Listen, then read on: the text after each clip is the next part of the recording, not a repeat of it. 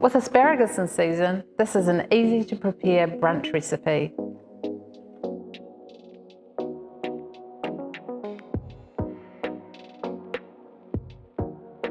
Mash the feta with the eggs and then add the cheeses.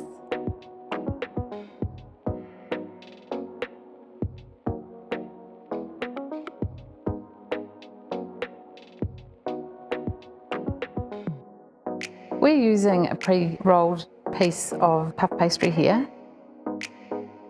Score a board around the perimeter of the puff pastry. This enables the border to puff up and the mixture will hopefully not spread. Spread some pesto of your liking and then the cheese and egg filling. And then arrange your asparagus. Sprinkle finally with a bit of extra parmesan and some seasoning, lemon pepper in this case.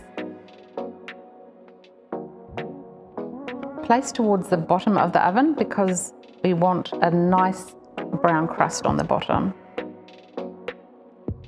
Cut into portions and it's ready to serve for your weekend brunch.